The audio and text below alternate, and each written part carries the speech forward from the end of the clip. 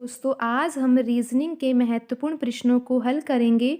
दोस्तों ये प्रश्न गत वर्षों में परीक्षाओं में पूछे गए प्रश्न हैं और इन प्रश्नों के माध्यम से आप अपनी परीक्षा की तैयारी को बेहतर कर सकते हो। तो आइए दोस्तों शुरू करते हैं आज का पहला प्रश्न। दोस्तों क्वेश्चन नंबर 5 को करेंगे हम आज। दोस्तों आप यहाँ पर देख सकते हो कि क्वेश्चन नंबर 5 में एक नंबर सीरीज दी गई है और इस नंबर सीरीज़ में दोस्तों यहाँ पर क्वेश्चन मार्क लगा हुआ है और यहाँ पर हमें इस मिसिंग नंबर को अगले पद को इस सीरीज का जो अगला पद है क्या होगा उसको ज्ञात करना है। दोस्तों इसमें हमको सबसे पहले यहाँ पर दी गई जो पहली सीरीज है, जो पहले नंबर्स दिए गए हैं उनमें संबंध देखना होगा और उसी आधार पर फिर हम यहाँ पे अगला पद ज्ञात कर पाएंगे। तो दोस्तों हम यहाँ पर क्या देखते हैं, यहाँ पर आप देख सकते हो दोस्तों शुरुआत में 1 लिखा हुआ है और फिर दूसरा पद जो है वो 3 दिया हुआ है।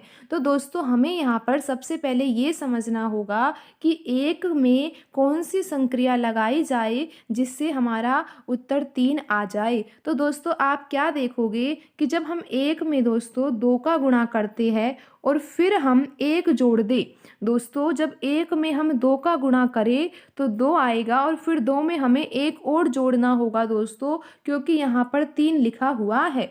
तो 3 लाने के लिए हमें 1 में सबसे पहले 2 का गुणा करना होगा, फिर उसमें 1 जोड़ना होगा। तो जब हम 2 में 1 जोड़ेंगे तो दोस्तों हमारा उत्तर क्या आ जाता है, 3 आ जाता है।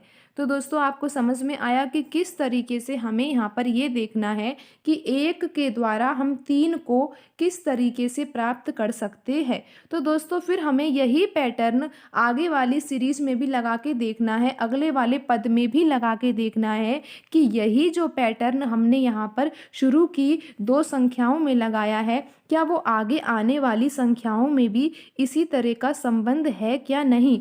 तो दोस्तों हम यहाँ पर देखते हैं कि 3 के द्वारा हम 8 को किस तरीके से ला सकते हैं। तो दोस्तों जब हम 3 में 2 का गुणा करते हैं तो 6 आएगा और दोस्तों यहाँ पर 8 लिखा हुआ है, तो 8 किस तरीके से आ सकता है, जब हम 6 में 2 जोड़ेंगे तो दोस्तों 8 आएगा। तो दोस्तों आपने देखा कि जब हम 1 से 3 लेके आए तो हमने गुणा तो 2 का ही किया था, लेकिन दोस्तों हमने यहाँ पर जोड़ा 1 था और जब 3 से 8 को प्राप्त किया तो दोस्तों हमने गुणा तो 2 का ही किया है, लेकिन जोड़ा क्या है दोस्तों, हमने यहाँ पर 2 जोड़ा है।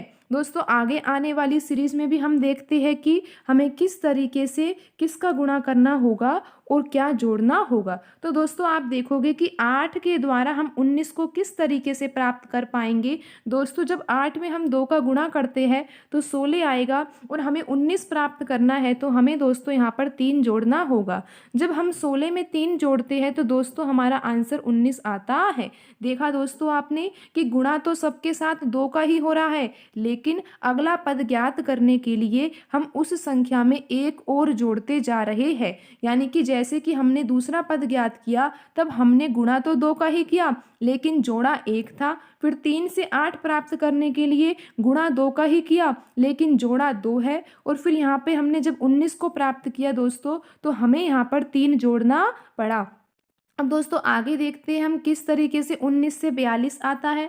दोस्तों 19 से 42 लाने के लिए हम 19 में गुणा तो 2 का ही करेंगे, लेकिन दोस्तों हमें यहाँ पर 4 जोड़ना होगा। दोस्तों जब हम 4 जोड़ते हैं तो आप यहाँ पर देख सकते हो 19 का गुणा 2 से करेंगे तो दोस्तों 38 आएगा और 38 में जब हम 4 जोड़ेंगे तो दोस्तों क्या आएगा, 42 आएगा।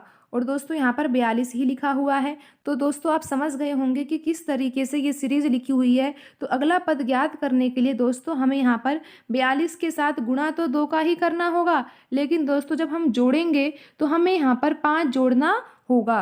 तो दोस्तों जब हम 42 का गुणा 2 से करते हैं तो हमारा आंसर 84 आता है और दोस्तों हम जब यहाँ पर 84 में 5 जोड़ते हैं तो हमारा आंसर आता है 89। और दोस्तों आप यहाँ पर ऑप्शन में देख सकते हो जो ऑप्शन सी लिखा हुआ है उसमें 89 ही लिखा हुआ है। तो दोस्तों हमारा जो आंसर है वो ऑप्शन सी है।